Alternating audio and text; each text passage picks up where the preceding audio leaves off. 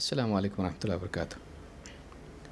ان الحمد للہ نحمده ونستعینه ونستغفره ونعوذ باللہ من شرور انفسنا ومن سیئات اعمالنا من يهده الله فلا مضل له ومن يضلل فلا هادي له واشهد ان لا اله الا الله وحده لا شريك له واشهد ان محمدا عبده ورسوله اما بعد فإن خير الحديث كتاب الله وخير الهدي هدي محمد صلى الله عليه وعلى آله وسلم وشر الأمور محدثاتها وكل محدثة بدعة وكل بدعة ضلالة وكل ضلالة في النار۔ قال الله تبارك وتعالى وقل رب زدني علما۔ قابل احترام اور بہنوں، تحفۃ النساء اس کورس کا سلسلہ کئی ہفتوں سے جاری ہے اور اس کورس میں 39 حدیثیں ہم نے مکمل کی ہیں۔ ان احادیث میں خواتین کے تعلق سے ان کی ذمہ داریاں، ان کی خوبیاں، ان کے عیوب اور ان کے اخلاق سے متعلق بہت ہی اہم ہدایات موجود ہیں۔ بلا شبہ اس کورس میں ہم خواتین سے متعلق تفصیلی احکام نہیں دیکھ رہے ہیں، بلکہ زیادہ تر احکام وہ ہیں جو بنیادی احکام ہیں، جو ان کے اخلاق یا ان کے مقام سے یا ان کی ذمہ داریوں سے متعلق ہیں۔ باقی رہے خواتین سے متعلق تفصیلی احکام، طہارت، نماز، روزہ، حج یا اسی طرح سے پردے کے احکام یا بیوی شوہر سے متعلق احکام، حقوق، ذمہ داریاں، اس کے لیے ایک الگ کورس درکار ہیں، اور اللہ سے امید ہے کہ انشاءاللہ مستقبل میں ہم ایسی کوئی کتاب یا ایسے کسی عنوان کے تحت ایسے احکام جو خواتین سے متعلق ہیں خاص طور سے، ایک ایک کر کے دلائل کی روشنی میں انشاءاللہ وہ احکام دیکھیں گے۔ اس کورس کا اصل مقصد خواتین کو اپنی ذمہ داری کا احساس دلانا اور ان غلطیوں کی نشاندہی کرنا ہے جن میں عام طور سے ہمارے معاشرے میں خواتین مبتلا ہوتی ہیں۔ آج حدیث نمبر 40 میں ہم 3 باتیں دیکھیں گے جو انسان کے لیے آخرت میں نقصان کا ذریعہ ہیں، اور اس کا عنوان ہے دیوس کون ہے۔ دیوس عربی زبان میں غیور کے مقابلے میں بولا جاتا ہے۔ ایک انسان غیرت مند ہو، اس کو غیور کہتے ہیں۔ اس کا اپوزٹ، اس کا مخالف لفظ، اس کی ضد دیوس ہے، جسے اپنے گھر میں بیوی بیٹیوں کے تعلق سے، خاص کر کے بیوی کے تعلق سے بالکل بھی احساس نہ ہو کہ وہ بے پردہ لوگوں کے سامنے آ رہی ہے، یا لوگ اس کے ساتھ باتیں کر رہے ہیں اور وہ انہیں اپنی طرف رجھا رہی ہے، لوگ اسے چھیڑ رہے ہیں اور اسے کوئی غیرت نہ ہو۔ ایسا آدمی دیوس کہلاتا ہے۔ حدیث میں اس کی ایک علامت بتائی گئی ہے، لیکن یہ صرف ایک علامت نہیں ہے، بلکہ اس طرح کی کئی باتیں انسان میں پائی جا سکتی ہیں، اسے دیوس کہا جاتا ہے۔ جو غیرت نہ رکھتا ہو، ایک انسان میں، خاص طور سے ایک مرد میں، اپنی بیوی کے تعلق سے یا اپنے گھر کی خواتین کے بارے میں غیرت ہوتی ہے۔ وہ اس بات کو برداشت نہیں کرتا ہے کہ کوئی اس کی بیوی کے ساتھ، بیٹی کے ساتھ، بہو کے ساتھ میں چھیڑ خانی کرے۔ وہ اس بات کو برداشت نہیں کرتا ہے کہ کوئی ان سے غیر شرعی تعلق قائم کرنے کی کوشش کرے، چاہے وہ کلام کی حد تک کیوں نہ ہو۔ اس کو غیرت کہتے ہیں۔ وہ ساری چیزیں جو پردے سے متعلق ہیں، یا نکاح یا زنا سے متعلق ہیں، جنسی خواہشات سے متعلق ہیں، یہ ساری چیزیں اس کے ضمن میں آتی ہیں کہ ایک شوہر اس معاملے میں بہت ہی سخت ہو، اس معاملے میں بہت حساس ہو۔ تو آج کے درس میں ہم دیکھیں گے اس کی برائی کیا ہے۔ حدیث کے الفاظ ہیں: عن ابن عمر رضی اللہ عنہما ان رسول اللہ صلی اللہ علیہ وسلم قال، عبداللہ ابن عمر رضی اللہ تعالیٰ عنہما کہتے ہیں کہ اللہ کے رسول صلی اللہ علیہ وسلم نے فرمایا: ثلاثۃ قد حرم اللہ علیہم الجنہ، تین لوگ ہیں اللہ تعالیٰ نے ان پر جنت کو حرام کر دیا ہے۔ مدمن الخمر، شراب میں دھت رہنے والا، شراب پی کر اس میں مست رہنے والا، والعاق، حقوق کا ارتکاب کرنے والا، رشتے ناطے توڑنے والا، خصوصاً والدین کے ساتھ بدسلوکی کرنے والا، والدیوث، اور وہ دیوس انسان، وہ بے غیرت انسان، الذی یقر فی اہلہ الخبث، جو اپنے گھر والوں میں خباثت کو تسلیم کر لے، اس پر راضی ہو جائے۔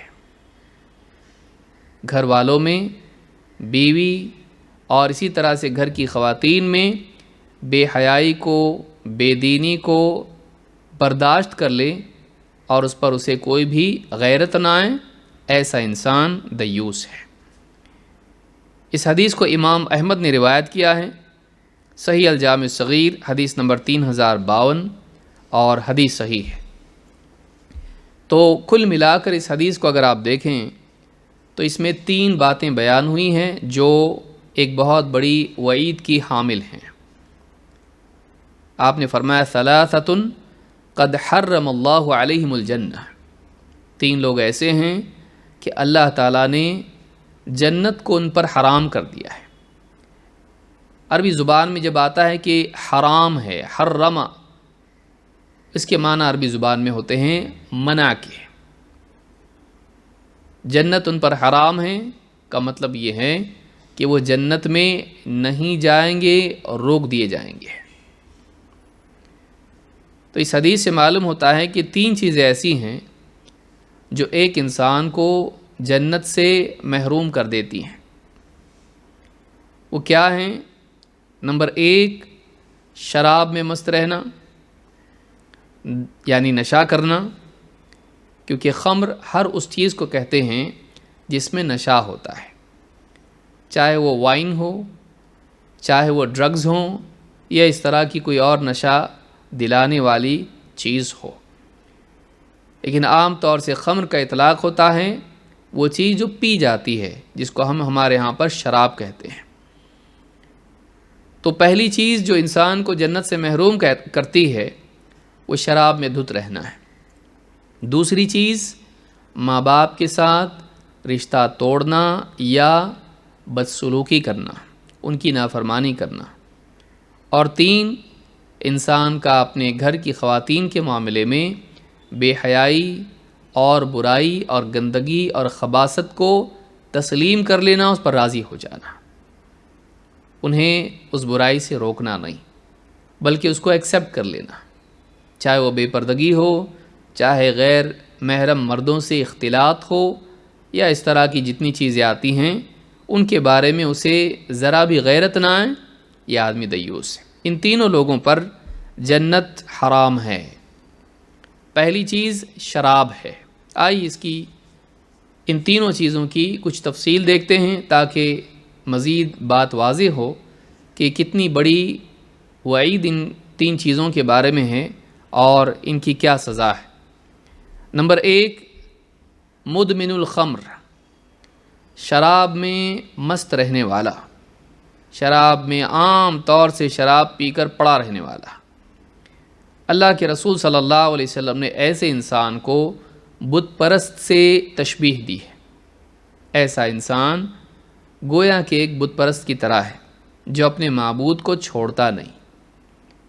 وہ ایک بت پرست کی طرح ہیں کہ جو اس کے معبود کی طرف سے حکم آتا ہے اس کو پورا کرتا ہے، گویا کہ اس کی عبادت کرنے والا بن جاتا ہے، اسی کے لیے جیتا ہے، ساری کوششیں اسی کے لیے ہوتی ہیں۔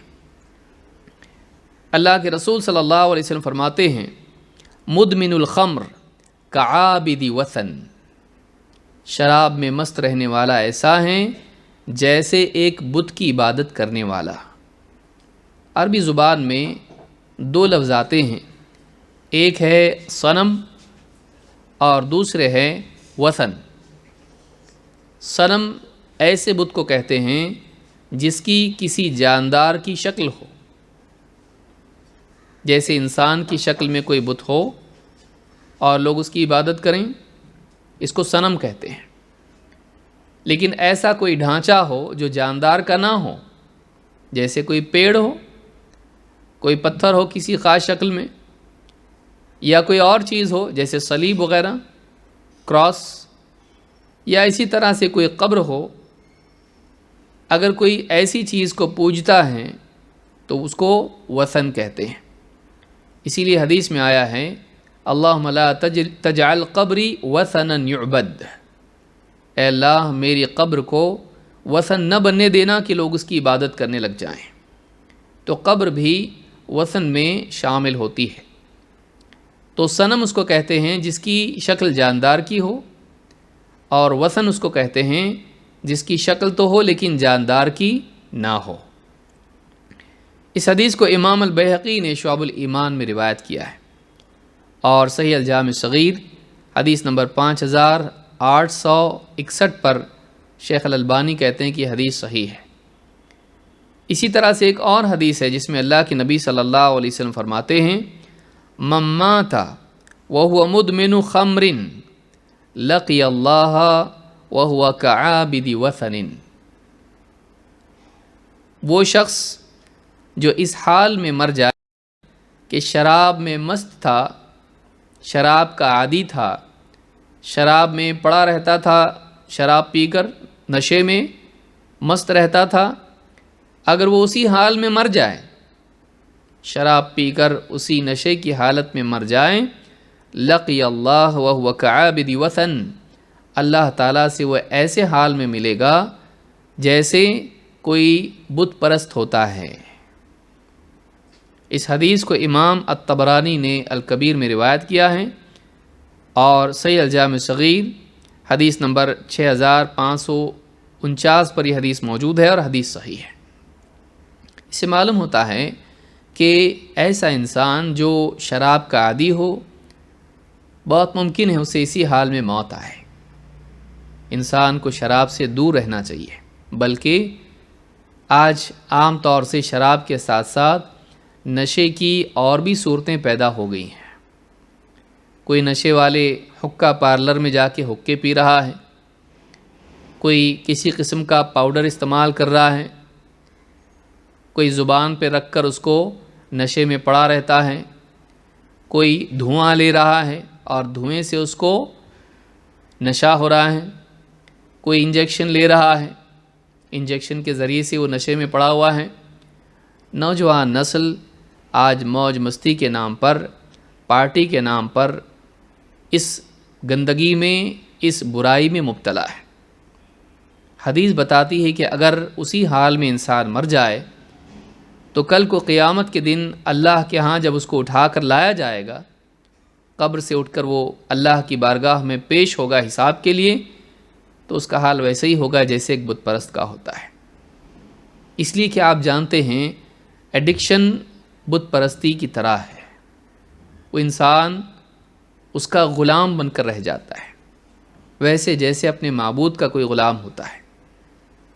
اس میں شرک کا شائبہ پایا جاتا ہے۔ اگرچہ شراب پینے والا ایسا نہیں کہ اسلام سے باہر نکل جاتا اور اس کو مشرک کہا جائے، لیکن اس میں مشرک کی ایک صفت پائی جاتی ہے کہ وہ اپنے بتوں کا پوجنے والا ہوتا ہے، اور گویا کہ وہ ان کا بندہ بن جاتا ہے۔ وہ ان کا بندہ بن جاتا ہے۔ اسی طرح سے ایک شراب پینے والا، ایک ڈرگ ایڈکشن والا، وہ اپنی اس لت کا غلام بن جاتا ہے۔ اس کی خاطر وہ اپنا مال پورا خرچ کر دیتا ہے، گھر کی چیزیں بیچ کر بھی اس کو حاصل کرنے کی کوشش کرتا ہے۔ بیوی کچھ خود تو کماتا نہیں، بیوی مجبوراً اگر کمانے پر لگ جائیں، لوگوں کے برتن دھو کر یا کچھ اور کر کے، اس سے بھی وہ چیز چھین لیتا ہے، حتیٰ کہ بچوں کے کھانے کا پیسہ بھی چھین کر اپنی شراب اور اپنی ڈرگز میں لگا دیتا ہے۔ بلکہ بعض اوقات بات اتنی آگے نکل جاتی ہے کہ اتنا عادی ہو جاتا ہے کہ اپنے جسم کے اعضا بیچ کر بھی وہ نشے کی لت پوری کرنے کی کوشش کرتا ہے۔ خون کبھی دے دیتا ہے، کبھی کڈنی دے دیتا ہے، کبھی کچھ اور۔ اتنا زیادہ وہ غلام اس چیز کا بن جاتا ہے کہ اس کے لیے کچھ بھی قربان کر سکتا ہے۔ اور یہ کس کے لیے ہونا چاہیے؟ یہ اللہ کے لیے ہونا چاہیے۔ قل ان صلاتی ونسکی ومحیای ومماتی للہ رب العالمین لا شریک لہ وبذلک امرت وانا اول المسلمین۔ اے نبی آپ کہیے، میری نماز، میری قربانی، میرا جینا، میرا مرنا اللہ رب العالمین کے لیے ہے، اس کا کوئی شریک نہیں، اور مجھے اسی بات کا حکم دیا گیا ہے، اور میں اس کا پہلا فرما بردار ہوں، میں پہلا مسلمان ہوں اس حکم کو ماننے والا۔ تو ایک مسلمان کا مزاج تو یہ ہوتا ہے کہ اپنے سارے وجود کو اللہ کے لیے وقف کرتا ہے، اللہ کا پابند بنتا ہے، کسی ایسی چیز کا عادی نہیں بنتا ہے جو اسے بالکل جکڑ لیں اور غلام بنا لیں، اس حد تک کہ وہ گویا کہ اس کا معبود بن جائے۔ ایڈکشن میں یہی ہوتا ہے، اور عام طور سے آپ دیکھیں گے کہ ڈرگ ایڈکشن میں یا شراب کے نشے میں چور لوگوں کا یہی حال ہوتا ہے۔ آج نوجوان نسل کو بچانے کی ضرورت ہے۔ ماں باپ کو اپنی اولاد کے بارے میں حساس ہونا چاہیے، کہاں جا رہا ہے، کن لوگوں کے ساتھ رہ رہا ہے، اس کا حال کیا ہے، یہ ساری چیزیں ماں باپ کی ذمہ داری کہ وہ دیکھیں۔ آج بہت سے نوجوان اس لت میں، اس بیماری میں مبتلا ہیں، اس سے نکلنا بہت مشکل ہو جاتا ہے، اور اس کی وجہ سے ان کا کریئر خراب ہو جاتا ہے، جسم کی صلاحیتیں ختم ہو جاتی ہیں، تعلقات بگڑ جاتے ہیں، اور پھر وہ کچھ کرنے لائق نہیں رہتے ہیں۔ اس لیے نوجوانوں کو خاص طور سے اس سے بچانا ضروری ہے۔ عثمان ابن عفان رضی اللہ تعالیٰ عنہ فرماتے ہیں، فاجتنبوا الخمر، نشے سے، شراب سے، خمر سے بچو، فإنها واللہ لا يجتمع الایمان وادمان الخمر الا لیوشک ان یخرج احدہما صاحبہ۔ فرماتے ہیں اس لیے نشے سے بچو، اس لیے کہ اللہ کی قسم، واللہ قسم کھا کے کہہ رہے ہیں، فإنها واللہ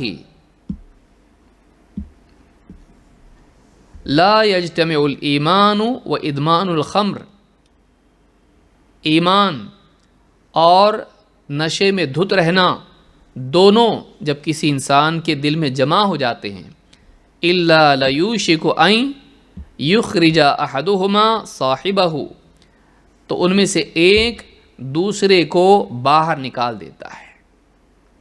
شراب کا نشہ اور اس کا عادی ہونا اور ایمان، یہ دونوں چیزیں جب دل میں جمع ہوتی ہیں تو یا تو ایمان شراب کی لت کو نکال دے گا، یا پھر شراب کی لت، شراب کے نشے کی عادت ایمان کو دل سے نکال دے گی۔ دو میں سے ایک ہوگا، جو طاقتور ہوگا وہ کمزور کو باہر نکال پھینکے گا۔ اگر ایمان قوی ہے، اللہ کے احکام کا پاس و لحاظ ہے، تو پھر اس ایمان کی غیرت، اس ایمان کا لحاظ ایک انسان کو نشے کی عادت سے بچا لے گا۔ لیکن اگر نشے کی عادت اتنی قوی ہے کہ اس کے لیے سب کچھ چھوڑ سکتا ہے، تو پھر ایک وقت ایسا بھی آئے گا کہ ایمان اتنا کمزور ہو جائے گا اور یہ عادت اتنی قوی ہو جائے گی کہ ایمان کو دل سے نکال کے باہر پھینک دے گی، اور انجام یہ ہوگا کہ انسان کفر پر مرے گا اور آخرت میں اللہ کے ہاں बुत परस्त की तरह उठाया जाएगा। शराब पीते ही आदमी काफिर नहीं होता, इस हदीस से भी समझ में आता है, लेकिन जब आदी बन जाता है तो एक के बाद एक ऐसे मौक़े आते हैं कि फिर वो दिल में इतना रच बस जाता है कि फिर ईमान कमज़ोर कमज़ोर कमज़ोर होता हुआ इतना कमज़ोर हो जाता है कि फिर शराब की आदत एक धक्का दे दे तो ईमान दिल के बाहर निकल जाता है। लिहाजा इस चीज़ से बचना चाहिए और अपनी औलाद को भी ख़ास तौर से बचाना चाहिए। तो इस रिवायत को इमाम नसई ने अपनी किताब अस्सुनन में रिवायत किया है, हदीस नंबर 5666, और ये असर ये कौल सहाबी का है, इसलिए इसको असर अरबी ज़ुबान में कहते हैं। सहाबा के अक़वाल को असर कहते हैं और उसकी जमा है आसार। तो सहाबी का कौल ये है और इसकी सनद सही है और उसको मौक़ूफ़ कहते हैं। सहाबी के अक़वाल को मौक़ूफ़ कहते हैं और नबी सल्लल्लाहु अलैहि वसल्लम की अहादीस को मरफ़ू कहा जाता है। तो इस असर से ये बात सामने आती है कि शराब की आदत ईमान को ख़त्म करने वाली होती है। वो दीमक की तरह होती है, जैसे बाहर से लकड़ी दिखाई देती है कि ठीक ठाक है, लेकिन अंदर से वो खोखली हो जाती है और एक वक्त आता है कि ज़रा सा धक्का देने पर भी वो टूट जाती है। इसी तरह से ईमान भी इस आदत से कमज़ोर हो जाता है और बिल्कुल खोखला हो जाता है। दूसरी जो चीज़ है वो उक़ूक़ुल वालिदैन, माँ बाप के साथ बदसलूकी करना, उनकी नाफरमानी करना, उनसे रिश्ता तोड़ना। अल्लाह के नबी सल्लल्लाहु अलैहि वसल्लम फरमाते हैं, सलासतुन ला यंज़ुरुल्लाहु इलैहिम यौमल क़ियामह, 3 लोग हैं क़ियामत के दिन अल्लाह ताला उनकी तरफ देखेगा भी नहीं। ये देखना रहमत के तौर पर होगा कि अल्लाह ताला उन पर रहमत की निगाह भी नहीं डालेगा। दुनिया में भी आप देखें, जिससे सख्त नफ़रत होती है उसकी तरफ हम देखते भी नहीं और देखना भी पसंद नहीं करते। उससे एराज़ करना, उसको देखने से अवॉइड करना उसकी हक़ारत ज़ाहिर करता है कि इतना हम उसको घटिया समझते हैं कि देखना भी पसंद नहीं करते। अल्लाह रब्बुल आलमीन की तरफ से बंदे की तरफ नज़र न करना उस बंदे के गुनहगार होने और उसके हक़ीर और बुरे होने की तरफ दलालत करता है। फरमाया कि 3 लोग ऐसे हैं कि अल्लाह ताला क़ियामत के दिन उनकी तरफ देखेगा भी नहीं। ये कौन लोग हैं? नंबर 1, अल-आक़्क़ु लिवालिदैहि, एक वो शख्स है जो अपने माँ बाप के साथ बदसलूकी करता था, उनकी बात नहीं मानता था, उनका ख्याल नहीं रखता था, उनके साथ इकराम से पेश नहीं आता था, उनको तकलीफ़ देता था। अल-आक़्क़ु लिवालिदैहि। नंबर 2, वमुदमिनुल ख़म्र, वमुदमिनुल ख़म्र, शराब में धुत रहने वाला, इसके बारे में अभी आप देख चुके हैं। वलमन्नानु बिमा अअता, और एहसान जताने वाला कि जो भी दे उस पर एहसान जताए। किसी के साथ एहसान करें तो उसके साथ क्या करें? एहसान जताएं, अपनी बड़ाई के लिए या उसको जलील करने के लिए, शोहरत के लिए या उस इंसान पर अपना दबाव बनाने के लिए। वलमन्नानु बिमा अअता, जो कुछ दे उसको जताए। तो ये जो 3 चीज़ें हैं, अल्लाह के नबी सल्लल्लाहु अलैहि वसल्लम फरमाते हैं अल्लाह ताला ऐसे इंसान की तरफ देखेगा भी नहीं। इससे मालूम होता है कि ये भी एक बड़ा गुनाह है। आज हम गौर करें अपने हाल पर, समाज के अंदर वालिदैन के साथ बदसलूकी, शराब और नशा और इसी तरह से एहसान जताना, ये चीज़ें आम दिखाई देती हैं। ख़ास करके आप देखें जो आईटी में लोग हैं, पार्टीज़ वगैरह होती हैं, उसमें कितने लोग ऐसे हैं जो पढ़े लिखे समझते हैं कि भाई शराब कभी कभार पी लेने में क्या मसला है, और मैं तो बियर ही पी रहा हूँ, बहुत ज़्यादा भयानक शराब तो नहीं पी रहा हूँ। नशा नशा है, चाहे वो थोड़ा हो या ज़्यादा हो। کوئی بھی نشہ جائز نہیں ہے۔ تو یہاں پر آپ دیکھیں گے کہ 3 چیزوں پر اس بات کی وعید ہے کہ اللہ تعالیٰ ان کی طرف دیکھے گا نہیں۔ ماں باپ کے ساتھ بدسلوکی، شراب میں مست رہنا، اور 3 احسان جتانا۔ امام احمد، نسائی اور ابن حبان نے اس کو روایت کیا ہے۔ الفاظ ابن حبان کے ہیں، اور الصحیحہ میں شیخ الالبانی کہتے ہیں یہ حدیث صحیح ہے۔ الصحیحہ حدیث نمبر 674 674۔ تو اس حدیث سے بات معلوم ہوتی ہے کہ ماں باپ کے ساتھ بدسلوکی کرنا، اس کی وعید یہ ہے کہ اللہ تعالیٰ ایسے انسان کی طرف قیامت کے دن دیکھے گا بھی نہیں۔ یہ اس انسان کے ذلیل اور حقیر ہونے کی علامت ہوگی۔ اسی طرح سے ایک اور حدیث ہے، اللہ کے نبی صلی اللہ علیہ وسلم فرماتے ہیں لا یلج حائط القدس۔ حائط باغ کو کہتے ہیں، دیوار کو بھی کہتے ہیں، لیکن باغ کو بھی کہتے ہیں۔ لا یلج حائط القدس، قدس پاک، پاک باغ، پاک باغ کون سا ہے؟ جنت۔ لا یلج حائط القدس، وہ انسان جنت تک پہنچ نہیں پائے گا، جنت میں داخل نہیں ہو پائے گا۔ کون؟ 3 لوگ یہاں پر ذکر کیے۔ مدمن الخمر، شراب میں مست رہنے والا، وللعاق لوالدیہ، اور نہ وہ شخص جو ماں باپ کے ساتھ رشتے ناطے توڑ کے بدسلوکی کرتا ہے، وللمنان عطاءہ، اور نہ وہ شخص جو اپنی عطا پر احسان جتاتا ہے۔ کسی کو عطا کر دیا اور جتاتا ہے، کسی کے ساتھ احسان کرتا ہے تو احسان کر کے اس پر اپنی بڑائی جتاتا ہے، احسان جتاتا ہے۔ احسان کیوں جتایا جاتا ہے؟ لوگوں کو غلام بنانے کے لیے، لوگوں پر اپنی بڑائی جتا کر پھر انسان ان کا استحصال کرتا ہے۔ کسی کو آپ نے زکوٰۃ دی، اب اس سے کوئی کام بھی لے رہے ہیں، وہ بیچارہ مجبور ہو کر آپ کا کام کر رہا ہے۔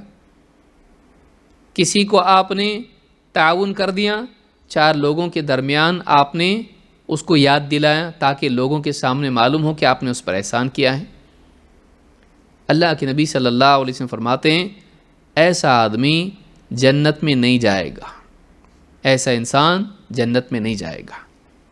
ہاں، شکایت کے طور پر اگر کوئی انسان آپ کے ساتھ بدسلوکی کرتا ہے تو ایسی صورت میں اگر آپ کہیں وہ اس میں شامل نہیں ہے۔ جیسے ماں باپ ہیں، اولاد اگر سرکشی کرنے لگے، ماں باپ کہے ہم نے تجھ کو پال پوس کے بڑا کیا، تیرے لیے اتنی قربانیاں دیں، یہ صلہ تو دے رہا ہے، تو یہ احسان جتانا نہیں ہوا۔ یہ حل جزاء الاحسان الا الاحسان، اس بات کو یاد دلانا ہے کہ بھلائی کا بدلہ بھلائی کسی اور کیا ہو سکتا ہے۔ جب ہم نے تیرے ساتھ بھلائی کی اپنے طور پر، تو تیرا بھی فرض بنتا تھا کہ ماں باپ کا تو خیال رکھتا۔ تو ماں باپ کا یہ بولنا، اب سرکش اولاد یہ کہے کہ دیکھو حدیث میں آیا کہ احسان مت جتا اور تم احسان جتا رہے ہو، یہ بے غیرت اولاد ہے۔ یہ بے غیرت اولاد ہیں جو ماں باپ کے دکھ کے وقت میں ان کی تکلیف سے نکلنے والے الفاظ پر ایسا کہے، تو یہ وہ جتانا نہیں ہے۔ اسی لیے آپ دیکھیں اللہ کے نبی صلی اللہ علیہ وسلم کے زمانے میں جب آپ صلی اللہ علیہ وسلم نے کچھ مال تقسیم کیا تو کچھ نوجوانوں کی زبان سے نکل گیا کہ دیکھو آپ ان کو دے رہے اور ہم کو نہیں۔ تو اللہ کے نبی صلی اللہ علیہ وسلم نے سارے لوگوں کو جمع کیا اور کہا کیا تم گمراہ؟ ایسا نہیں تھا کہ تم گمراہ تھے تو اللہ نے میرے ذریعے تم کو ہدایت دی، اور آپ نے احسانات جتائے اور اس کے بعد میں آپ نے کچھ باتیں کی۔ تو اس سے معلوم ہوتا ہے کہ اگر لوگوں میں کسی غلطی کو دیکھنے کے بعد، شکایت کو دیکھنے کے بعد، کوتاہی کو دیکھنے کے بعد اگر ایک انسان ان کو اپنے احسانات یاد دلاتا ہے تاکہ ان کو احساس دلائے کہ میں نے تمہارے ساتھ ظلم نہیں کیا ہے، میں نے تمہارے ساتھ ظلم نہیں کیا ہے، اگر اس نسبت سے یاد دلاتا ہے تو یہ غلط نہیں ہے۔ لیکن یہ نہیں کہ ایک انسان اپنی شہرت کے لیے، دباؤ ڈالنے کے لیے اور لوگوں میں اپنی بڑائی جتانے کے لیے احسان کسی پر جتائے، یہ حرام ہے، یہ جائز نہیں ہے۔ تو ان دونوں میں فرق بھی یاد رکھنا ضروری ہے، ورنہ بعض اوقات اولاد جو ہے ماں باپ کو ہی کہنے لگتی ہے آپ سب کی کیا فائدہ، آپ احسان جتا رہے ہو، حدیث میں منع ہے۔ ایسی اولاد جاہل ہیں، ایسی اولاد کو جاننا چاہیے کہ ماں باپ تڑپ کر کہہ رہے ہیں، نہ کہ تجھ کو احسان جتا کر انجوائے کرنے کے لیے، دونوں میں فرق ہوتا ہے۔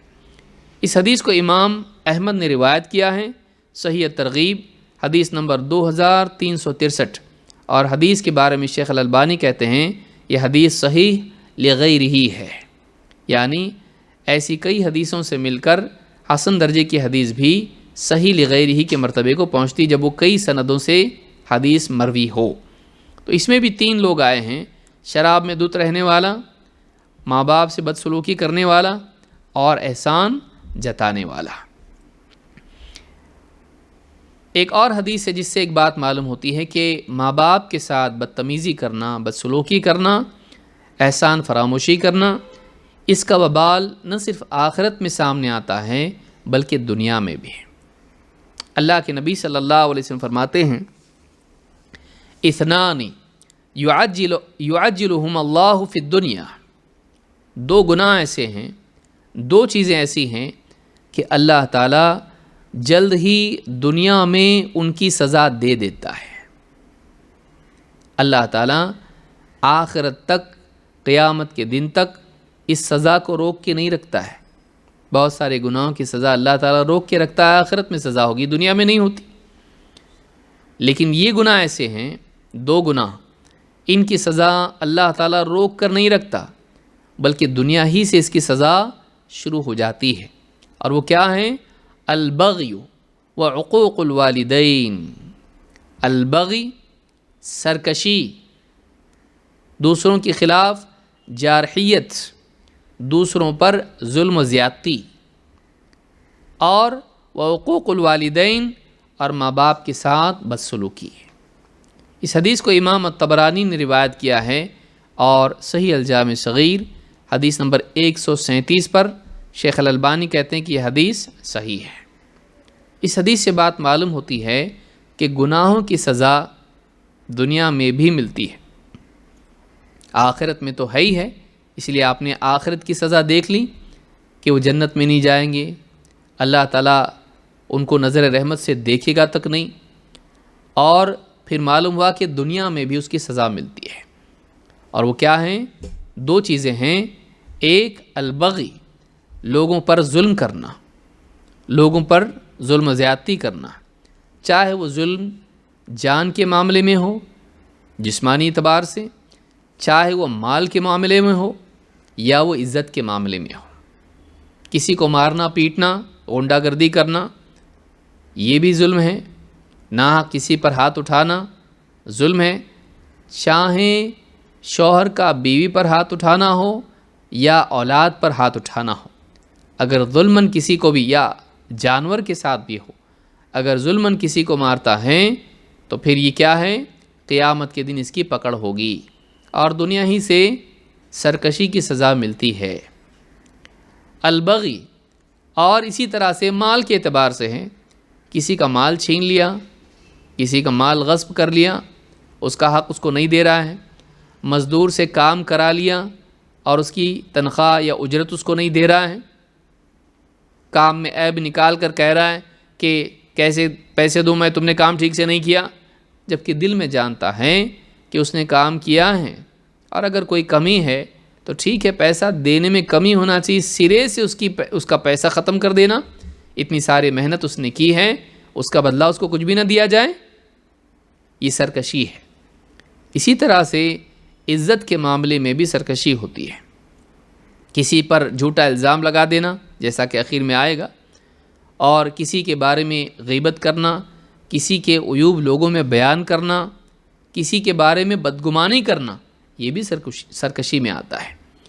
تو معلوم ہوا کہ البغی، ظلم، سرکشی، جس کو انگلش میں اگر آپ ٹرانسلیٹ کرنا چاہیں، ٹرانسگریشن، کسی کی حدیں پار کر کے کسی کے ساتھ زیادتی کرنا، البغی وعقوق الوالدین، اور ماں باپ کے ساتھ بدسلوکی کرنا، یہ 2 گناہ ایسے ہیں کہ اس کی سزا نہ صرف آخرت میں بلکہ دنیا میں بھی ملتی ہے۔ ابو بکر رضی اللہ تعالیٰ عنہ کہتے ہیں، قال النبی صلی اللہ علیہ وسلم، اللہ کے رسول صلی اللہ علیہ وسلم نے فرمایا، الا انبئکم باکبر الکبائر، کیا میں تمہیں بڑے گناہوں میں بڑا گناہ نہ بتاؤں؟ گناہوں میں کچھ گناہ بڑے ہیں، لیکن ان بڑے گناہوں میں بھی کچھ گناہ بہت بڑے ہیں۔ تو معلوم ہے کہ گناہوں کی سیویرٹی، ان کی برائی، ان کی سنگینی الگ الگ ہے۔ ہر گناہ ایکول ویٹ والا نہیں ہے، برابر نہیں ہے۔ بھیانک ہونے کے اعتبار سے کچھ گناہ بہت زیادہ بھیانک ہیں، اگرچہ ہر گناہ کا انجام جہنم ہے، ہر گناہ پر اللہ ناراض ہوتا ہے، لیکن کچھ گناہ ایسے ہیں جو بہت زیادہ سنگین ہیں۔ الا انبئکم باکبر الکبائر، کیا میں تمہیں بڑے گناہوں میں بڑا گناہ نہ بتاؤں؟ 3 بار آپ نے ایسا کہا، ثلاثا۔ قالوا بلا یا رسول اللہ، صحابہ نے کہا اللہ کے رسول ضرور بتائیں۔ قال الاشراک باللہ وعقوق الوالدین، الاشراک باللہ، اللہ کے ساتھ شرک کرنا، وعقوق الوالدین، اور ماں باپ کے ساتھ بدسلوکی کرنا۔ آپ غور کریں، دونوں کو جوڑا ہے اللہ کے نبی صلی اللہ علیہ وسلم نے، شرک کے ساتھ جوڑا ماں باپ کے ساتھ برا سلوک کرنے کو۔ قرآن میں آپ دیکھیں اللہ تعالیٰ نے اس کے بالعکس دونوں چیزوں کو جوڑا ہے۔ کیا کہا؟ انشکر لی ولیوالدیک، تو میرا شکر کر اور اپنے والدین کا، اپنے ماں باپ کا۔ اس کے بالعکس کیا ہے؟ اللہ کی ناشکری ہے کہ انسان اللہ کی نعمتیں لے اور کسی اور کی عبادت کرے، اللہ کے احسانات لے اور کسی اور کے آگے جھکنے والا بنے، یہ شرک ہے۔ اور والدین پال پوس کے بڑا کیا، اس کے لیے ساری تکلیفیں اٹھائیں، کھلایا پلایا پہنایا اڑھایا، اس کو بیماریوں میں اس کے لیے علاج کے لیے بھاگ دوڑ کی، اس کے ایجوکیشن کے لیے خرچ اٹھایا، اور اپنی چاہتوں کو قربان کیا، اور اس کے لیے ساری نعمتیں مہیا کیں۔ خود بھوکے رہے اس کو کھلایا، خود پریشان رہے اس کو خوش رکھا، اور اس کے بعد میں وہ کیا کریں؟ ماں باپ کے ساتھ بدسلوکی کریں۔ دو چیزیں ہیں، الاشراک باللہ و حقوق الوالدین۔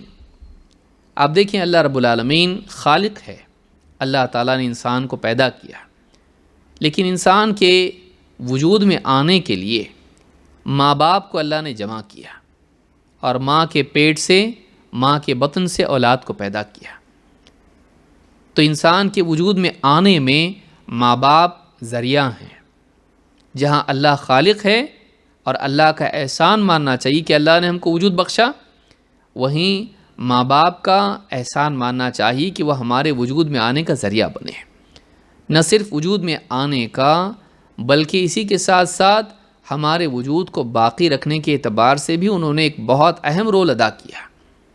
ہمیں کھلایا پلایا، پروان چڑھایا، اللہ کی طرف سے نعمتیں آئیں اور انہوں نے ذریعہ بن کر یہ سارا کام کیا۔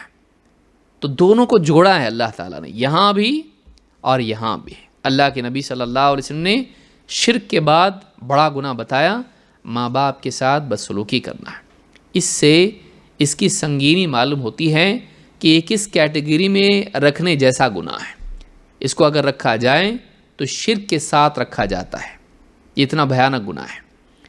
وَجَلَسَ وَكَانَ مُتَّكِئًا، صحابی کہتے ہیں کہ اللہ کے رسول صلی اللہ علیہ وسلم اٹھ کے بیٹھ گئے۔ وَجَلَسَ وَكَانَ مُتَّكِئًا، آپ ٹیک لگائے بیٹھے تھے۔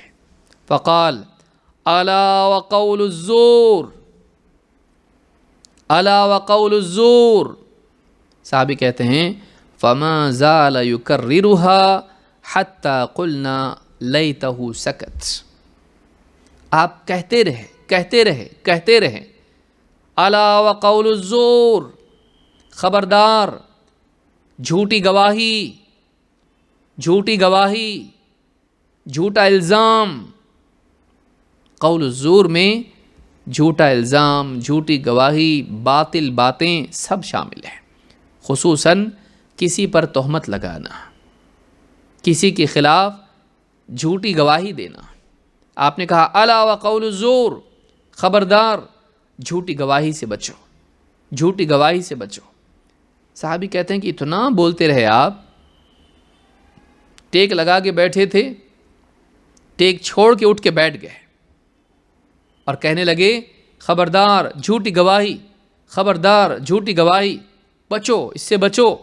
اتنا بولتے رہے کہ ہم لوگوں کو ایسا محسوس ہوا کہ حتیٰ قلنا، ہم کہنے لگے کاش کہ اللہ کے رسول صلی اللہ علیہ وسلم رک جائیں، کاش کہ آپ خاموش ہو جائیں۔ کتنا بولیں گے، کتنا بولیں گے آپ کی تکلیف کو دیکھ کر، اور بار بار آپ کے اس کو بولنے کی سمجھ میں آ گیا ہم کو جھوٹی گواہی بری بات ہے، آپ خاموش ہو جائیں۔ ہم کہنے لگے کاش کہ اللہ کے رسول صلی اللہ علیہ وسلم خاموش ہو جائیں۔ اس حدیث کو امام البخاری نے کتاب الشہادات میں حدیث نمبر 2654 پر، اور امام مسلم نے کتاب الایمان میں روایت کیا ہے۔ اس حدیث سے معلوم ہوتا ہے کہ یہ 3 گناہ بہت بڑے ہیں۔ ایک، اللہ کے ساتھ شرک، اللہ کے ساتھ شرک، دوسرے ماں باپ کے ساتھ بدسلوکی، اور تیسرے جھوٹی گواہی ہے۔ جھوٹی گواہی دینا کسی کے خلاف، کسی کو پھنسانے کے لیے، کسی کو جھوٹا ثابت کرنے کے لیے، کسی کو ذلیل کرنے کے لیے، یا پھر اس پر تہمت لگانا، اس کو بے عزت کرنے کے لیے، اپنے ذاتی مفاد کے لیے، اس کو معمولی نہیں سمجھنا چاہیے۔ یہ شرک اور حقوق الوالدین کے ساتھ رکھا جانے والا گناہ ہے۔ یہ بہت سخت گناہ ہے جس سے ایک مسلمان کو بچنا چاہیے۔ تیسری چیز کیا ہے؟ دیوسیت۔ عمار ابن یاسر رضی اللہ تعالیٰ عنہ کہتے ہیں اللہ کے رسول صلی اللہ علیہ وسلم نے فرمایا ثلاثۃ لا يدخلون الجنۃ ابدا، 3 لوگ ہیں وہ کبھی جنت میں داخل نہیں ہوں گے، وہ کبھی جنت میں داخل نہیں ہوں گے۔ الدیوث من الرجال، مردوں میں وہ شخص جو دیوس ہو، بے غیرت ہو۔ والرجلۃ من النساء، عورتوں میں کی مرد، عورتوں میں کی مردانی۔ والرجلۃ من النساء ومدمن الخمر، اور شراب میں دھت رہنے والا انسان۔ 3 لوگ ہیں جو جنت میں نہیں جائیں گے۔ ایک الدیوس، مردوں میں سے، دوسری عورتوں میں سے مردانی، اور تیسری چیز، تیسرا شخص شراب میں دھت رہنے والا انسان۔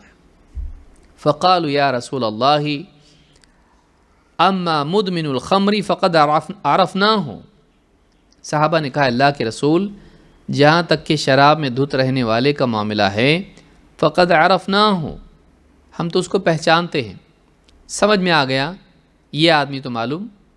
فمد دیوث من الرجال، بے غیرت مرد کون؟ الدیوث کون ہے؟ قال الذی لا یبالی من دخل علی اہلہ، آپ نے کہا وہ آدمی جسے کوئی پرواہ نہ ہو کہ اپنی عورتوں کے پاس کون آدمی داخل ہوتا ہے۔ اس کے گھر میں پرایا مرد خواتین میں داخل ہوتا ہے اور اسے کوئی پرواہ اس کی نہیں ہے۔ بے پردہ گھر کی عورتیں ہیں، ان کے ساتھ جا کے کوئی بھی پرایا مرد بیٹھ جاتا ہے، ہنسی مذاق کرتا ہے اور انہیں دیکھتا ہے اور ان کے ساتھ باتیں کرتا ہے، تعلق قائم کرتا ہے، کوئی اس کو پرواہ نہ ہو کہ اس کے گھر میں کون جاتا ہے۔ فمد دیوث، کہا کہ فمد دیوث من الرجال، قال الذی لا یبالی، اسے کوئی پرواہ نہیں، من دخل علی اہلہ، کہ اس کی بیوی کے پاس، اس کی گھر کی خواتین کے پاس کون جاتا ہے۔ قلنا فالرجلۃ من النساء، کا عورتوں میں سے مرد کون؟ قال التی تشبہ بالرجال، وہ عورت جو مردوں کی مشابہت اختیار کرتی ہے، مردوں جیسی بنتی ہے، مردوں کے جیسے بال، اس کے بھی ویسے بال، مرد جیسے چلنے میں ہوں ویسی ہی اکڑ کے یہ بھی چلتی ہے، مرد جیسا لباس پہنتے ہیں، مردوں کے ساتھ جو لباس خاص ہیں ویسا لباس یہ بھی پہنتی ہے، بات چیت میں مردوں جیسی بات کرتی ہے۔ اگر ایسا کسی کے اندر معاملہ پایا جاتا ہے جو اپنی نسوانیت کھو دے، جو مردوں کی طرح بن جائے، کہا فالرجلۃ من النساء، عورتوں میں سے مرد والی عورت، مرد جیسی عورت جو مرد بننے کی کوشش کریں، کہا کہ یہ بھی عورت ایسی ہیں جو جنت میں نہیں جائے گی، جو جنت میں نہیں جائے گی۔ عورتوں کو اپنی آئیڈینٹی مینٹین کرنا چاہیے، عورت کو عورت رہنا چاہیے، مرد کو مرد۔ آپ بتائیے مردوں میں سے عورت کی طرح کوئی ہو جائے پسند آئے گا آپ کو؟ ایک مرد جو ہے عورتوں کی طرح باتیں کریں، ان کی طرح کپڑے پہنیں، ان کی طرح چلیں، ان کی اپنی ایک حیت ہے، مردوں کا اپنا ایک انداز ہے، عورتوں کا اپنا ایک انداز ہے، نہ ان کو ان کی طرح مشابہت جائز ہے نہ ان کو ان کی طرح۔ آج آپ دیکھیں معاشرے کے اندر عورتوں کو، خاص کر کے پڑھی لکھی بچیوں کو آپ دیکھیے، مردوں کی طرح ٹی شرٹ اور جینس پینٹ پہن کر بے پردگی کے ساتھ، اور بال بھی اتنے چھوٹے کہ کوئی اگر لائن میں کھڑا ہو پیچھے تو اس کو سمجھ میں نہ آئے کہ یہ لڑکا ہے کہ لڑکی ہے۔ اگر کہیں ریل کا ٹکٹ یا کوئی اور ٹکٹ نکالنے کے لیے کھڑا ہے تو پیچھے کھڑا ہوا آدمی سمجھ نہیں پائے گا کہ سامنے میرے لڑکی ہے کہ لڑکا ہے۔ تو خواتین کو اولاً تو پردے کا اہتمام کرنا چاہیے، دوسرا یہ کہ پردے کے اندر بھی لباس ایسا نہ ہو جو مردوں والا ہو، پھر چال ڈھال میں، بول چال میں، رہن سہن میں مردوں کی طرح ان کو نہیں بننا چاہیے۔ ان کو دیکھیے کسی اور کی طرح آدمی بنتا ہے تو یہ خود اپنی ذات میں انفیریورٹی کمپلیکس کا نتیجہ ہے، آپ اپنی شخصیت کو پسند نہیں کرتے آپ، اسی لیے آپ کچھ اور بن رہے ہیں، اپنی جنس کو، اپنی کیٹیگری میں، جس کیٹیگری میں اللہ نے آپ کو رکھا ہے آپ وہ نہیں بننا چاہتے، کچھ اور بننا چاہتے ہیں، تو آپ کو گویا کہ اپنے آپ سے نفرت ہے۔ عورت عورت بنے، اس کی خوبی اسی میں ہے، اور مرد مرد کی طرح رہیں، اس کی خوبی بھی اسی میں ہے۔ تو اس حدیث سے، جس کو امام البیہقی نے شعب الایمان میں اور امام الطبرانی نے الکبیر میں روایت کیا ہے، اس حدیث سے بات معلوم ہوتی ہے کہ دیوس اور ایسی عورتیں جو مردوں کی مشابہت اختیار کریں، یہ دونوں بھی جنت میں نہیں جائیں گے۔ اور پہلا آپ جانتے ہیں مدمن الخمر، جو شراب میں دھت رہتا تھا۔ صحیح ترغیب میں شیخ الالبانی نے اس کو ذکر کیا ہے، حدیث نمبر 2071، اور حدیث صحیح لغیر ہی ہے، یعنی قابل اعتبار حدیث ہے۔ تو یہ تین چیزیں ہم نے اس حدیث میں دیکھیں جو ایک انسان کو جہنمی بناتی ہیں، اور ان میں سے ایک چیز ہم نے دیکھی کہ دیوس ایسا انسان جو اس بات کی پرواہ نہ کریں کہ اس کی عورتوں میں، اس کے گھر کی خواتین میں بے حیائی ہو، بے پردگی ہو، مرد و عورت میں اختلاط ہو، اور اس کو اس کی کوئی پرواہ نہ ہو، ایسا انسان جنت میں نہیں جائے گا، اللہ تعالیٰ نے جنت کو اس پر حرام کر دیا ہے۔ چلیے آگے بڑھتے ہیں، حدیث نمبر 41۔ اس حدیث کا عنوان ہے بیٹیوں کی پرورش کا اجر، بیٹیوں کی پرورش کا اجر۔ عن عقبۃ بن عامر رضی اللہ عنہ، عن عقبۃ بن عامر رضی اللہ عنہ قال سمعت رسول اللہ صلی اللہ علیہ وسلم یقول من كان له 3 بنات فصبر عليهن وأطعمهن وسقاهن وكساهن من جدته كن له حجابا من النار يوم القيامة۔ عقبہ ابن عامر رضی اللہ تعالیٰ عنہ کہتے ہیں کہ میں نے اللہ کے رسول صلی اللہ علیہ وسلم کو یوں فرماتے سنا، من کان لہ 3 بنات، جس کے 3 بیٹیاں ہوں، جس کے 3 بیٹیاں ہوں، فصبر علیہن، اور وہ اس پر صبر کر لے، جس کے گھر میں 3 بیٹیاں پیدا ہوں اور وہ اس پر صبر کرے، وَأَطْعَمَهُنَّ وَسَقَاهُنَّ، انہیں کھلائیں پلائیں، وَكَسَاهُنَّ مِن جِدَتِهِ، اور اپنی طاقت کے بقدر محنت کر کے، کوشش کر کے انہیں بہتر لباس پہنائیں، کن لہو حجابا من النار یوم القیامہ، یہ 3 بچیاں قیامت کے دن اس کے لیے جہنم سے بچاؤ کا ذریعہ بنیں گی، جہنم سے آڑ بن جائیں گی، جہنم سے بچاؤ اس کے لیے بنیں گی۔ تو اس حدیث کو امام احمد، ابن ماجہ دونوں نے لیا ہے، اور صحیح الجامع الصغیر میں حدیث نمبر 6488 پر شیخ الالبانی کہتے ہیں کہ یہ حدیث صحیح ہے۔ حدیث میں کیا باتیں آئی ہیں؟ 3 بیٹیاں، صبر کرنا، کھلانا پلانا، پہنانا، یہ ساری چیزیں اگر ایک انسان کرتا ہے تو اس کے لیے یہ بچیاں جہنم سے بچاؤ کا ذریعہ بنیں گی، یعنی ان کے ساتھ اس سلوک کرنے کی وجہ سے وہ جہنم میں جانے سے محفوظ رہے گا۔ اس حدیث میں صبر علیہن، ان پر صبر کرے۔ بیٹی کا پیدا ہونا عرب کے معاشرے میں، بلکہ آج کے معاشرے میں بھی ایک ایسی چیز ہے جو عیب سمجھا جاتا ہے۔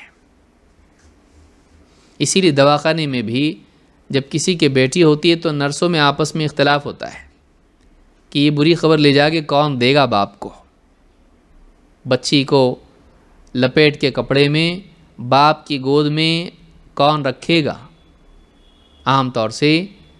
اور دوسری اگر بیٹی ہو، بلکہ اگر تیسری بیٹی ہو، تب تو کوئی بھی اس بات کی ہمت نہیں کرتا ہے، بلکہ ڈاکٹر بھی بچی کی تیسری بیٹی کی خبر ایسے دیتا ہے جیسے کسی کے مرنے کی خبر دے رہا ہے۔ تیسری بیٹی کی پیدائش کی خبر ڈاکٹر یا ڈاکٹرنی ایسے دیتی ہے جیسے گھر میں کسی کی موت ہو گئی، پیشنٹ مر گیا، ایسی خبر دے رہی ہے۔ اور ڈاکٹر بھی جو ہے خبر دینے کے بعد اس کے کندھے پہ ہاتھ رکھتا ہے کہ یہ اب تسلی اور دھاڑس کی چیزیں، بھائی صبر کرو، ایک برا واقعہ تمہارے ساتھ ہو گیا، تم کو بیٹی ہو گئی، 1 2 3۔ اور اگر ساس وہاں موجود ہو دواخانے میں اس خبر کے پانے کے وقت میں، تو آپ دیکھیں منظر کیا ہوتا ہے۔ اور وہ بیچاری عورت جو ابھی بچہ پیدا کرنے کی تکلیف سے گزری ہے، اس کے پاس جب لوگ جاتے ہیں تو اس کی آنکھوں میں آنسو ہوتے ہیں، اور وہ لوگوں کے سامنے ایسا کرتی جیسے کوئی بہت بڑا پاپ اس کے ساتھ، اس نے پاپ کر لیا کوئی، اور اپنی صفائی دینے کی کوشش کرتی ہے، ایسے جیسے گویا کہ بہت بڑا گناہ اس سے ہوا ہو، بہت بڑی غلطی اس سے ہو گئی، میں بیٹا نہیں دے پائی، میں بیٹا نہیں دے پائی۔ اس کے ہاتھ میں تھا بیٹا دینا۔ یہ تو بیوی اور شوہر کے تعلق کا نتیجہ ہے۔ جتنی ذمہ دار وہ ہیں اتنا ذمہ دار شوہر بھی تو ہے، بلکہ اگر سائنسی اعتبار سے آپ دیکھیں تو اس کا اصل ذمہ دار شوہر ہوتا ہے، شوہر ہوتا ہے۔ کروموزوم کا جو معاملہ اگر آپ تحقیق کریں، میں اس میں تفصیل سے بات نہیں کروں گا، لیکن اصل جو ہوتا ہے یہ شوہر اس کا ذمہ دار ہوتا ہے۔ اور واقعی دیکھا جائے تو دینے والا تو اللہ ہے، دینے والا اللہ ہے۔ تو بیٹی کے پیدا ہونے پر ناراض ہونا، یہ اللہ تعالیٰ کے فیصلے پر ناراض ہونا ہے۔ اس حدیث میں یہ کہا گیا کہ من کان لہ ثلاث بنات فصبر علیہن، پہلا کام تو بیچارے کے لیے یہی ہے کہ وہ صبر کرے۔ کیوں؟ اس لیے کہ 3 بچیاں ہیں، پھول کی طرح ان کو پال پوس کے بڑا کرنا ہے، اور پھر دوسرے کے گھر میں اس کو بھیجنا ہے۔ یہ ماں باپ ہی جانتے ہیں کہ دل پر کتنا پتھر رکھ کے وہ اپنی بچی کو کسی کے گھر میں بھیجتے ہیں۔ ہم نے تو سنبھالا، ہر چیز کا خیال رکھا، معلوم نہیں سسرال والے کیسے ہوں گے۔ اور ہمیشہ بچی جب بالغ ہوتی ہے تو دل میں ہمیشہ ایک کھٹکا لگا رہتا ہے کہ اس کا کیا ہوگا۔ وہ ساری جو تکلیف ہے اس پر صبر کرنا، یہ خود ایک مجاہدہ ہے۔ پھر اس پر سماج کے طعنے برداشت کرنا، سماج کی ہمدردیوں کو جو کہ ایک طعنے کی صورت میں ہوتی ہے، ارے رے رے 3 بیٹیاں ہیں کیا، اچھا اچھا اچھا، بہت بڑا امتحان ہے بابا تمہارا۔ اس طرح سے کسی کے ساتھ میں ہمدردی بھی ایک اعتبار سے ایک طعنہ ہوتی ہے کیسا ہوگا تمہارا اب؟ بیٹا نہیں تم کو بالکل، ایک بھی بیٹا نہیں، او ہو کیا ہوگا اب؟ تو بیٹی ہونا ایک اعتبار سے نعوذ باللہ اللہ کی طرف سے ایک ظلم مانا جاتا ہے کہ اللہ تعالیٰ نے کیا کر دیا، بلکہ بعض لوگوں کی زبان سے بھی نکل آتا ہے۔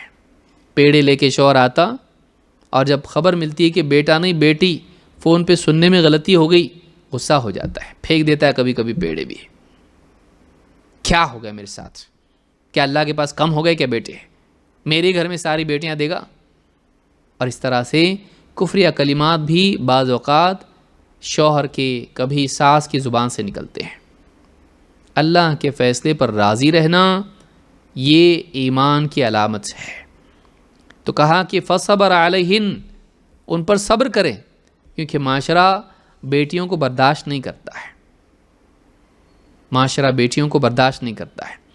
وہ صبر کر لے، لوگوں کے طعنے کو برداشت کر لے، لوگوں کی بیجا اس پر رحم دلی کو برداشت کر لے، اور بیٹیوں کے لیے جتنی بھی تکلیف اٹھانی پڑتی ہے اس کو برداشت کرے۔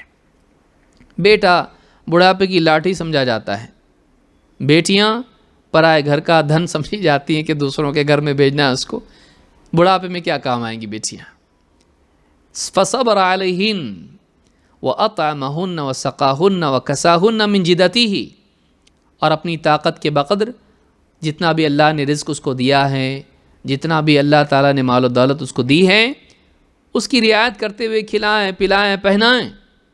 یہ نہیں کہ پوری دنیا کا سب سے مہنگا کھانا اور مہنگا لباس اس کو پہنے، نہیں، اللہ نے تجھ کو جتنا دیا ہے اس میں سے جو تیرے بس میں ہے اتنے کا تو مکلف ہے۔ اس کا مکلف نہیں کیا کہ نہیں اس نے اچھے سے اچھے پہنانا، اچھے سے اچھا کھلانا، چاہے اس کے بس میں نہ ہو، نہیں۔ لا یکلف اللہ نفسا الا وسعها۔ جنت کا وعدہ اس انسان کے لیے بھی ہے جو غربت میں رہ کر اپنی اولاد کو اپنی طاقت کے بقدر جو اس کے لیے میسر ہو کھلائیں پلائیں اور پہنائیں۔ کن لہ حجابا من النار یوم القیامہ، یہ بچیاں قیامت کے دن جہنم سے اس کے لیے آڑ ہوں گی۔ معلوم یہ ہوا کہ جس انسان کے گھر میں بچیاں پیدا ہوں جہنم سے بچاؤ اللہ تعالیٰ نے اس کو دے دیا۔ کتنی بڑی نعمت ہے، بیٹی جہنم سے بچاؤ ہے، بیٹی جہنم سے بچاؤ ہے، شرط یہ ہے کہ آدمی اس کا حق ادا کرے۔ تو اس حدیث کو امام احمد اور ابن ماجہ نے روایت کیا ہے۔ آئیے اور روایت اس تعلق سے دیکھتے ہیں۔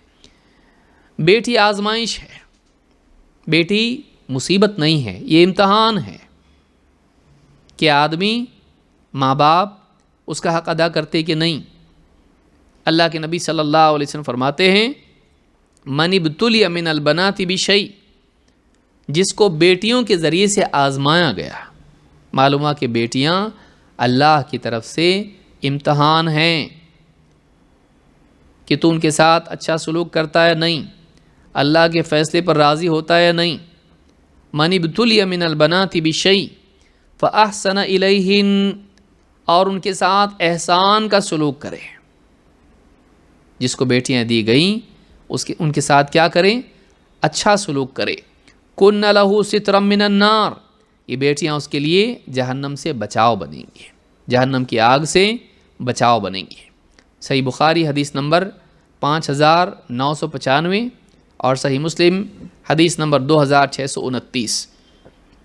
اس حدیث سے معلوم ہوتا ہے کہ بیٹیوں کے ساتھ اچھا سلوک کرنا چاہیے، اور اگر ایسا کرتا ہے تو یہ اس کے لیے جہنم سے بچاؤ بنیں گے۔ حدیث میں 3 بیٹیاں آئی ہیں، کیا 2 بیٹیوں کے لیے بھی وعدہ ہیں؟ ہاں۔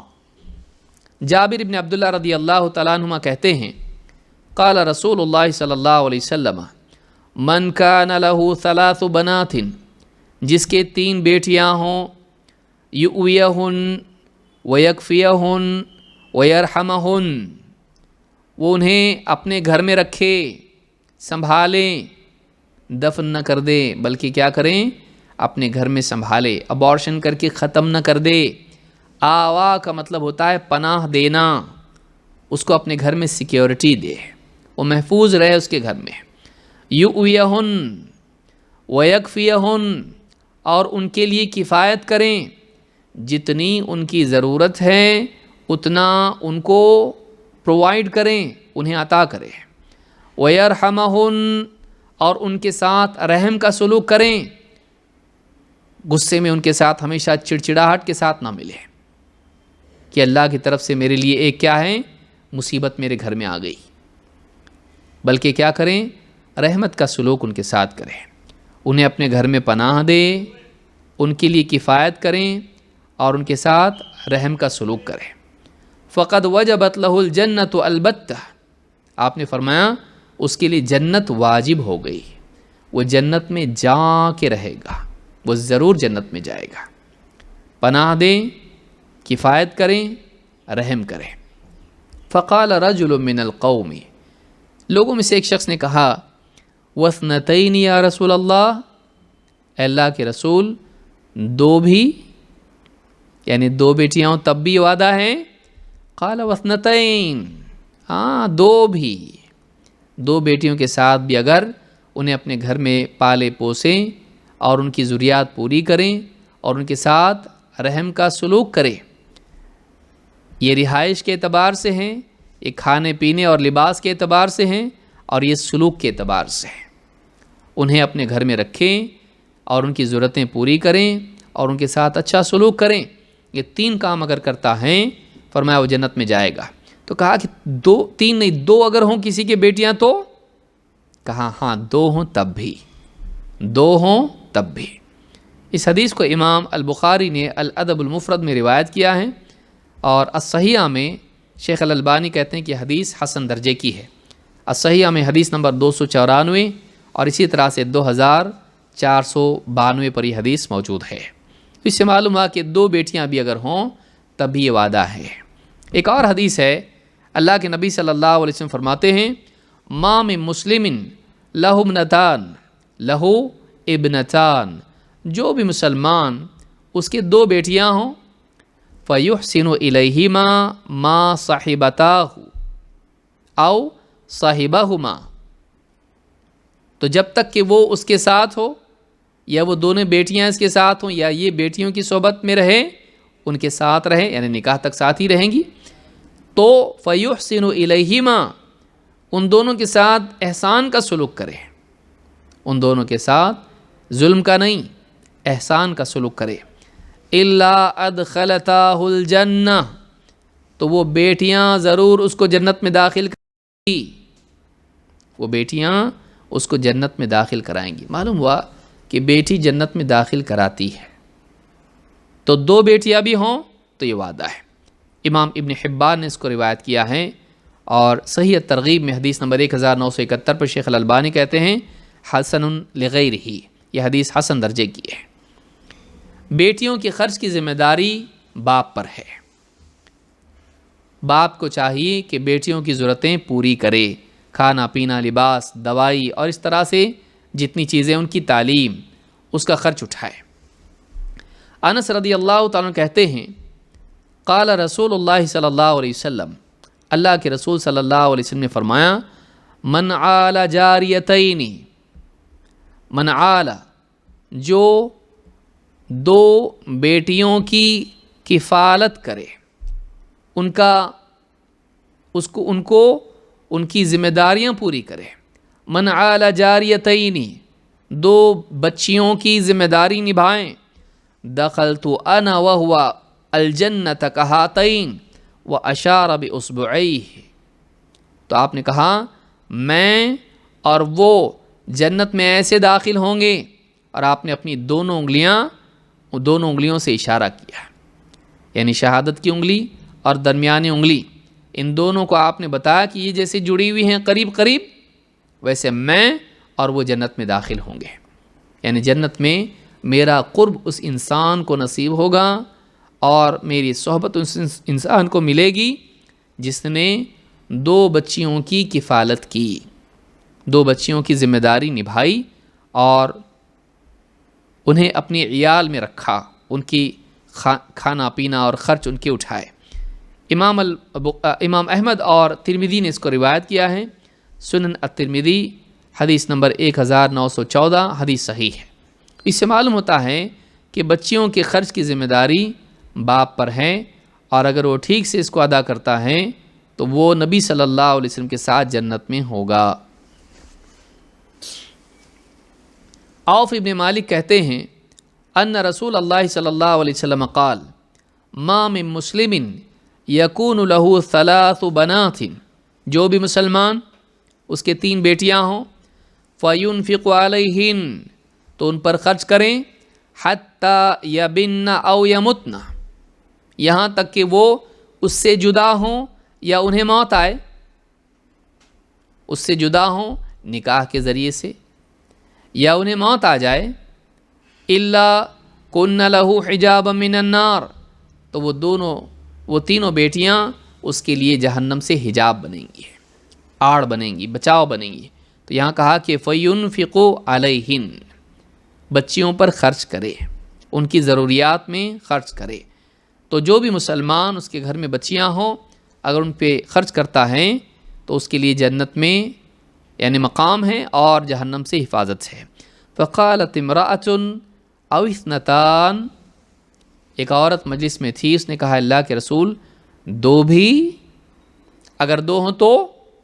کہا وثنتان، ہاں 2 ہوں تب بھی، 2 کی ذمہ داری نبھائے، 3 بیٹیاں نہیں 2 ہی ہیں، تو اگر ان کی بھی ذمہ داری نبھاتا ہے تو اس کے لیے جہنم سے بچاؤ بنے گی۔ امام الطبرانی نے اس کو روایت کیا ہے، صحیح الترغیب حدیث نمبر 1972، حدیث حسن لغیر ہی ہے۔ اگر بیٹیاں کسی کے نہ ہوں تو بہنیں ہوں تو بہنوں کے ساتھ وہی معاملہ کر کے وہ اس فضیلت کا حامل بن سکتا ہے۔ اللہ کے رسول صلی اللہ علیہ وسلم فرماتے ہیں لا یکون لأحد 3 بنات او 3 اخوات، جو بھی شخص اس کے 3 بیٹیاں ہوں یا 3 بہنیں ہوں، فیحسن الیہن، اور وہ ان کے ساتھ احسان کا سلوک کریں، الا دخل الجنہ، وہ ضرور جنت میں داخل ہوگا۔ امام البخاری نے اپنی کتاب الادب المفرد میں اس کو روایت کیا ہے، حدیث نمبر 79 اور حدیث حسن درجے کی ہے۔ اس سے کیا معلوم ہوا؟ 3 بیٹیوں کی جو فضیلت ہے وہی 3 بہنوں کی بھی ہے۔ آج تو بہنوں کے معاملے میں آدمی بڑا کنجوس ہے، ہاں شادی کر کے دیا نا تمہاری اب جائیداد میں حصہ لینے مت آؤ، باپ کے مرنے کے بعد جائیداد میں حصہ نہیں دیتے۔ کیوں؟ اس لیے کہ تمہارے لیے ہم نے بہت کچھ کیا ہے، تم نے کیا ہے، باپ کی جائیداد کا حصہ ہم کو ملنا چاہیے۔ باپ کی جائیداد میں باپ کی وفات کے بعد بیٹیوں کا حصہ ہوتا ہے، لیکن کتنے بھائی ہیں جو واقعی دیتے ہیں؟ اچھا پوچھیں گے بھی تو کیسا پوچھیں گے؟ تو نہیں لے گی نا، یعنی مجبور ہو کے شرما کے وہ کہے نہیں آپ لوگوں نے جب اتنا سب کچھ میرے لیے کیا، شادی کر کے دیے، ہال کا اتنے لاکھ تھا، ہاں بینڈ کا اتنا لاکھ تھا، سہرے کا اتنا تھا، اور دولہے کے جوڑے کا اتنا تھا، سب کچھ تو کیا آپ نے، اب کیا مانگوں میں، کس منہ سے مانگوں؟ تو اس طرح سے فضول خرچی خود کرتے ہیں اپنی شان کے لیے۔ بھائی جو شادی کر کے دی اس کا جو تم نے کریڈٹ لیا، اس کے پیسے، اس کا کیا کریڈٹ تو لیا نا تم نے، تو مل گیا تم کو اس کو دنیا میں، اب بچیوں کی بیٹیوں کی جو جائیداد کا حصہ ہے اس کو تم کو دینا پڑے گا۔ ہمارا معاشرہ اس بارے میں بہت لاپرواہ ہے، بیٹیوں کی بہنوں کی جائیداد میں بہنوں کا حصہ عام طور سے لوگ نہیں دیتے ہیں۔ قیامت کے دن پوچھ ہوگی۔ تو کہا کہ 3 بیٹیاں یا 3 بہنیں اگر ان کے ساتھ احسان کا سلوک کرتا ہے تو جنت میں داخل ہوگا، لیکن اس میں شرط یہ ہے کہ مسلسل نگرانی بھی ہو۔ کیوں؟ انس رضی اللہ تعالیٰ عنہ کہتے ہیں اللہ کے رسول صلی اللہ علیہ وسلم نے فرمایا من کان لہ 3 بنات او 3 اخوات، جس کے 3 بیٹیاں ہوں یا 3 بہنیں ہوں، فاتق اللہ، ان کے معاملے میں وہ اللہ سے ڈرے، واقام علیہن، اور ان پر وہ نگرانی کریں، کان معی فی الجنت ہکذا، وَأَوْمَأَ بِالسَّبَّابَةِ وَالْوُسْطَى، اور اللہ کے نبی صلی اللہ علیہ وسلم نے یعنی سباحہ سبابہ کو کہتے ہیں جس سے اشارہ کرتے ہیں نماز میں، تو کہا کہ جس کے 3 بیٹیاں یا 3 بہنیں ہوں اور ان کے معاملے میں اللہ سے ڈریں اور یعنی ان پر ظلم نہ کرے، ان کی حق تلفی نہ کرے، اور وہ اقام علیہن اور ان پر نگراں بنے، ان کی نگرانی کرے،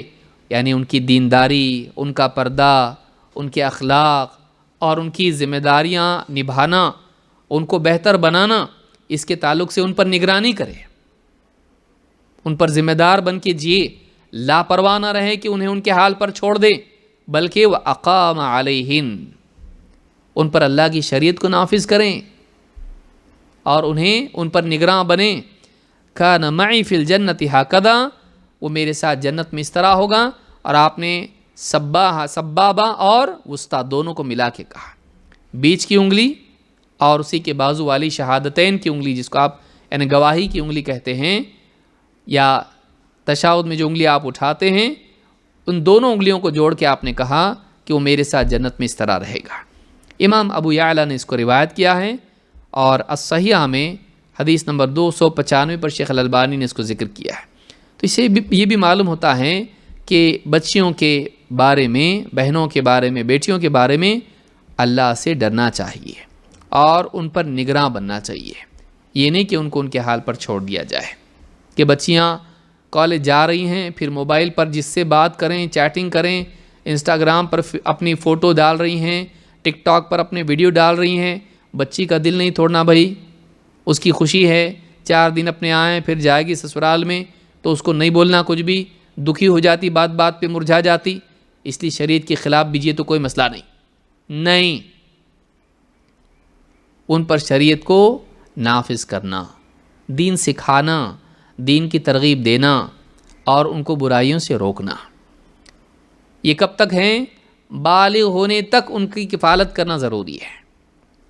انس بن مالک رضی اللہ عنہ کہتے ہیں، اللہ کے رسول صلی اللہ علیہ وسلم نے فرمایا، من عال جاریتین حتی تبلغا، جو 2 بچیوں کی پرورش کریں یہاں تک کہ وہ بالغ ہو جائیں، یہاں تک کہ وہ بالغہ ہو جائیں، جاء یوم القیامت انا وہوا وضم اصابعہ، میں اور وہ قیامت کے دن اس طرح آئیں گے، اور آپ نے اپنی انگلیوں کو سمیٹ لیا، یعنی میرے ساتھ وہ رہے گا۔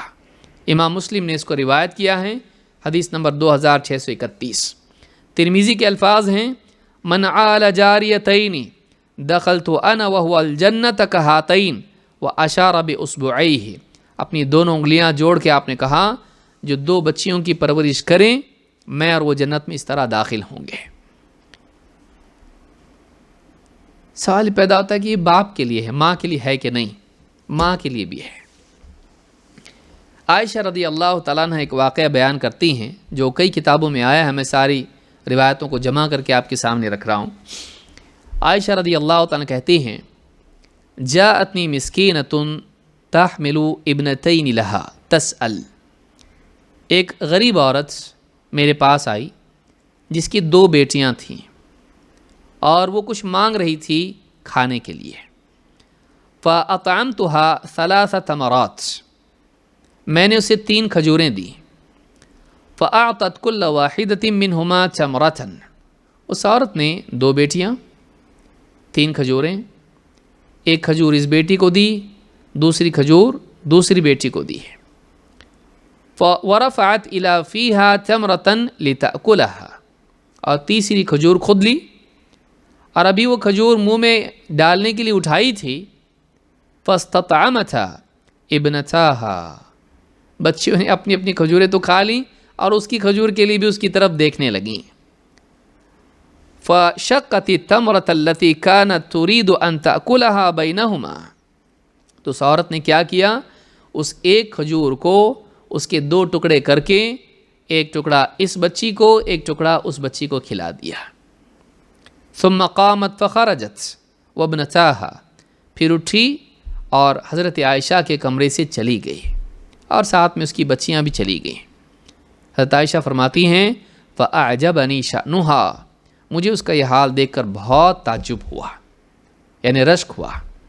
فدخل النبی صلی اللہ علیہ وسلم علینا، پس جب اللہ کے رسول صلی اللہ علیہ وسلم ہمارے پاس تشریف لائیں، فذکرت الذی صنعت لرسول اللہ صلی اللہ علیہ وسلم،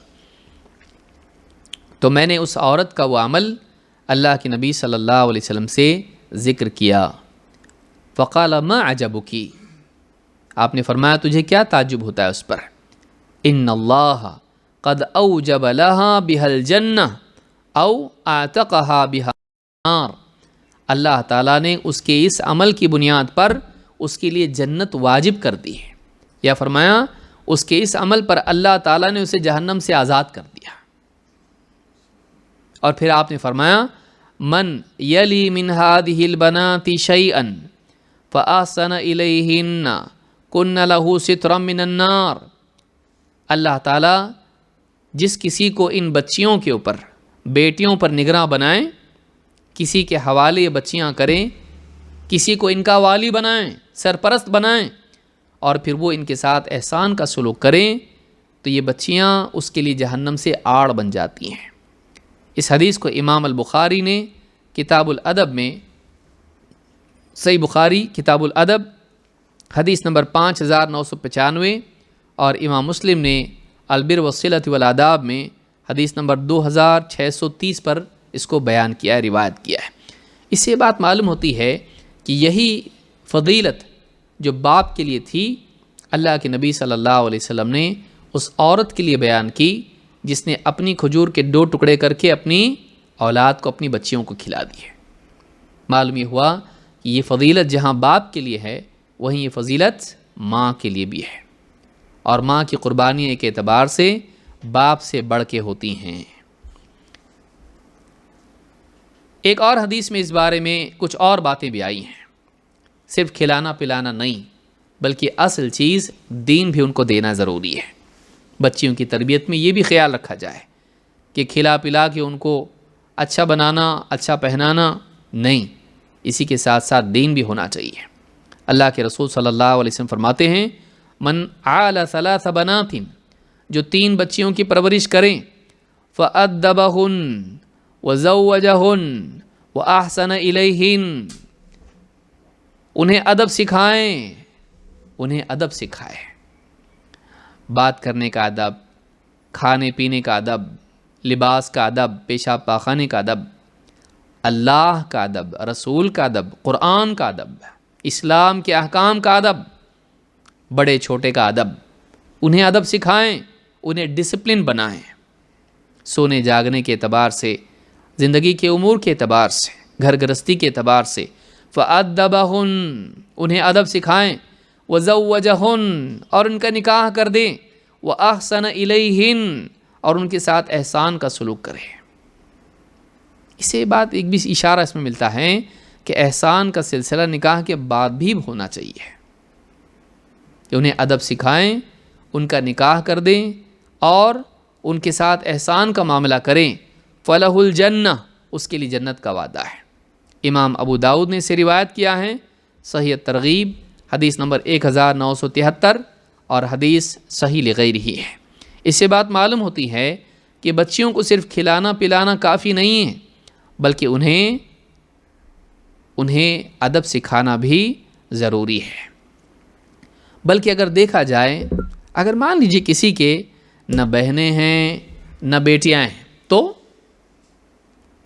کیا وہ محروم ہے؟ نہیں، اس کے رشتہ داروں میں کوئی ایسا ہوگا جس کی وہ کفالت اور جس کے ساتھ حسن سلوک وہ کر سکتا ہے۔ مطلب ابن عبداللہ المخزومی کہتے ہیں دخلت علی ام سلمۃ زوج نبی صلی اللہ علیہ وسلم، میں حضرت ام سلمہ نبی صلی اللہ علیہ وسلم کی زوج محترمہ ان کے پاس میں گیا۔ فقالت یا بنی الا احدثک بما سمعت من رسول اللہ صلی اللہ علیہ وسلم، کہا کہ اے بیٹے، کیا میں تمہیں وہ حدیث نہ سناؤں جو میں نے خود اللہ کے رسول صلی اللہ علیہ وسلم سے سنی تھی؟